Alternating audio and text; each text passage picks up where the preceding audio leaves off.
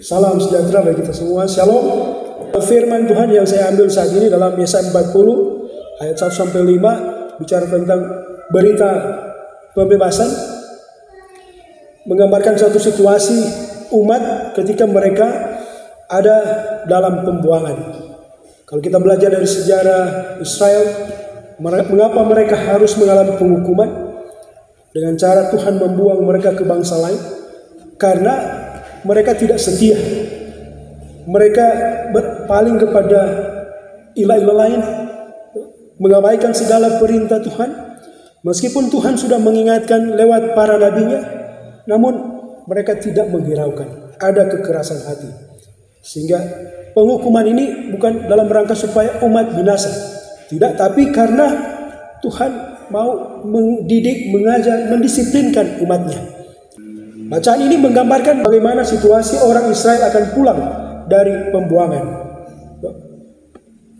Kalau di sini ayat 1 menggambarkan bagaimana Tuhan sudah tidak lagi mengingat akan dosa umat. Tuhan sudah mengampuni mereka.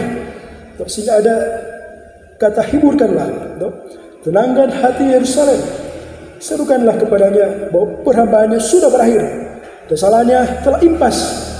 Ia telah menerima hukuman dari Tuhan 2 kali lipat karena dosanya. Berarti mereka sudah menjalani masa penghukuman. Tuhan tidak lagi mengingat dosa mereka. Bahwa kasih Tuhan berlaku dalam kehidupan umatnya.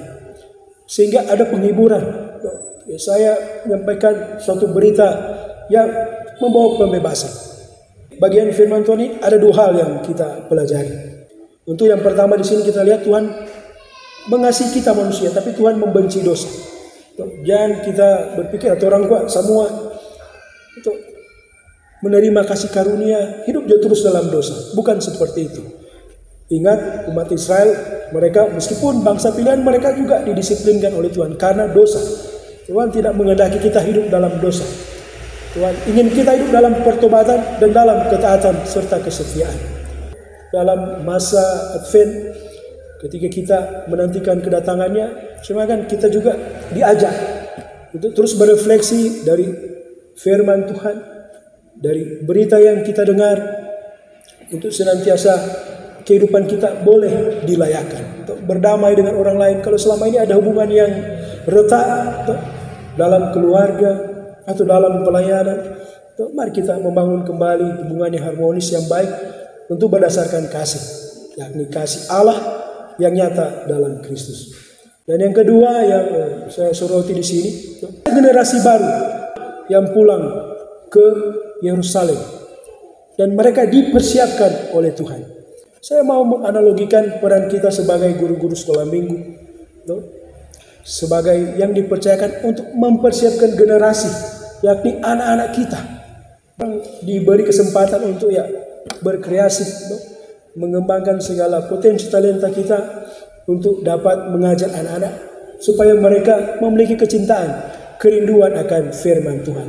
Ini menjadi tantangan bagi kita karena kita diberikan tanggung jawab mempersiapkan satu generasi supaya mereka memiliki pengenalan akan Tuhan, hidup takut akan Tuhan. Ini tugas yang tidak mudah, tugas yang mulia. Atau orang tetap memiliki hati untuk melayani anak-anak kita. Natal menjadi suatu momentum bagi kita untuk menceritakan tentang kasih Kristus yang sudah berkorban bagi kita.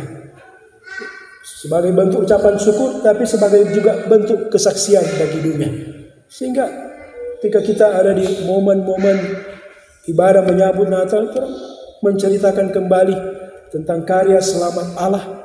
Ketika orang sebagai guru-guru sekolah minggu, saya percaya orang semua memiliki hati untuk melayani anak-anak. Dalam panggilan orang untuk memberi yang terbaik. Mari kita tetap semangat, membangun lagi komitmen. Orang tetap mau memberi diri dalam pelayanan untuk kemuliaan nama Tuhan. Tuhan memberkati. Amin.